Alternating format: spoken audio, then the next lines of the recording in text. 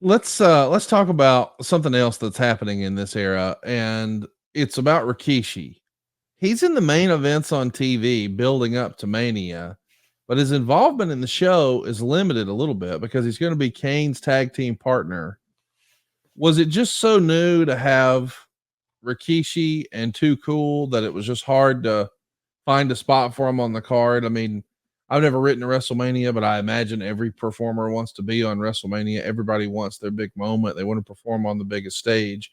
And I know sometimes things like the Andre the Giant Battle Royal are going to be there, and we're going to have multiple ladder matches, and maybe there'll be some 8 or 10 man tags for brand superiority or whatever. As a fan, it looks like we're just trying to get guys on the card and try to make people happy as much as we can. But it feels like in hindsight, Rikishi and Too Cool could have been hot here, or were they just getting hot so late that it was hard to just find a spot for them?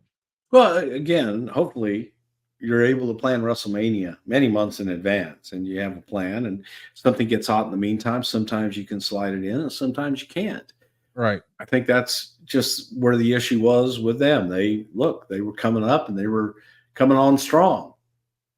But if it didn't really fit, there are only so many, dude, the first WrestleMania that I ever did was WrestleMania 4. And we didn't know about times and time limits on pay-per-views and things like that. I mean, we did, but it wasn't really taken into consideration because you thought, okay, I got a 4-hour window. As long as it's within that 4 hours, you look at WrestleMania 4, it was every bit of 4 hours. That's too long. I've been a part of the really, really long WrestleManias, and it doesn't feel good after a while. We're going to talk about this one here where we had all day long. You could buy and see the events of WrestleMania, what led up to it. It's overload.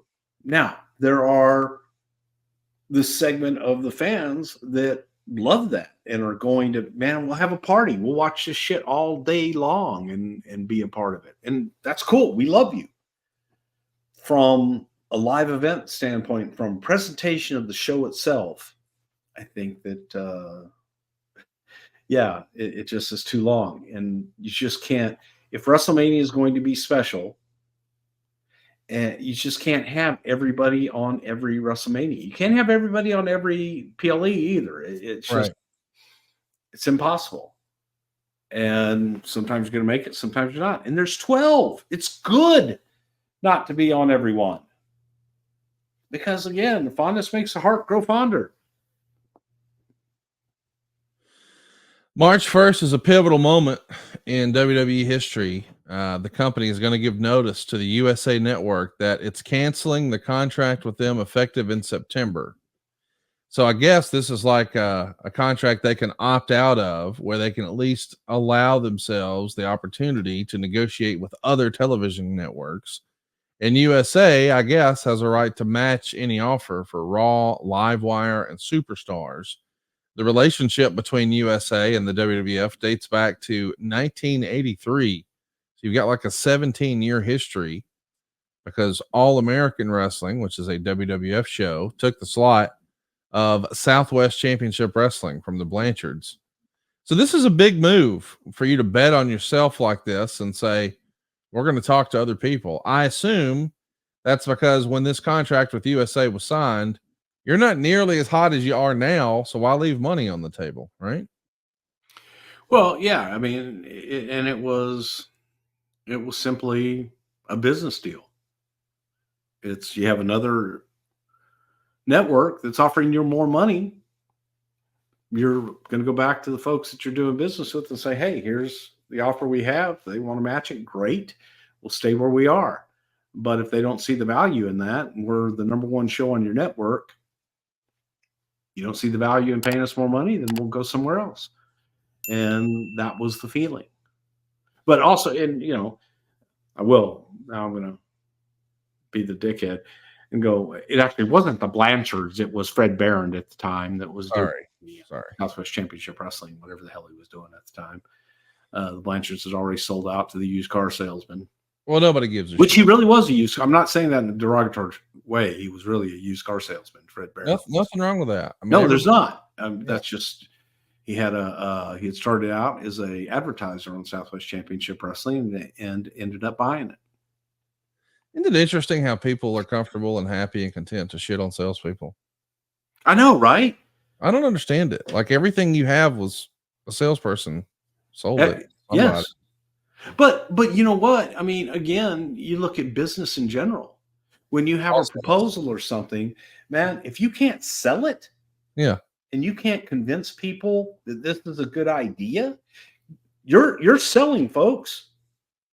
And a good salesman, if they sell something, then it's an art, and it's a lost art form because there's not as much personal contact. But I put it in every aspect of my life.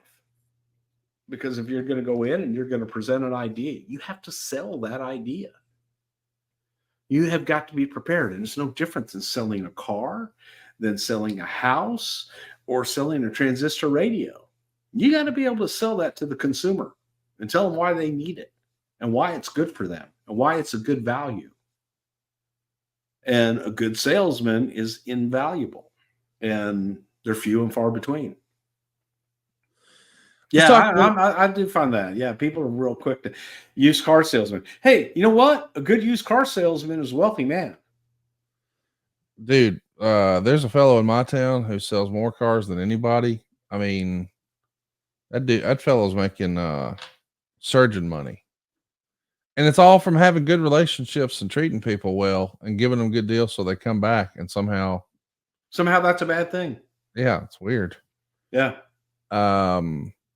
Let's talk about the rumor and innuendo here. It was speculated in the sheets that when you guys gave notice, that's because CBS and Viacom are interested in not only offering a TV contract, which wound up being true. You did go to Spike, but it was suggested here that they might also be trying to get an equity stake in the company. Were you ever privy to any conversations through the years? I'm not talking about in recent years. I mean, way back when. Did Vince ever seriously consider carving off a piece of the company to an outside entity, or was that never going to be something he would do? I don't know if it's never something that he would have done. I think that I could definitely see Viacom's pitch to do that, because I know, having dealt with Viacom even at that time, but also at TNA, that was their MO. They wanted equity in the shows that they had on their networks. So it gave them incentive to do more with them. And I'm pretty sure that that's probably, I don't know, but it wouldn't surprise me if they did, because that was their MO with TNA. Right. Their MO with, oh God, what was the name? Was it Bellator? No. Yeah, Bellator. Yeah. Bellator that they bought it. Yeah. Yeah. Their whole thing was you got to own a portion of what you do. And look, man, that's a smart strategy for a network. Right. Own your programming, control it. And I don't think that was something that anybody was interested in at the time.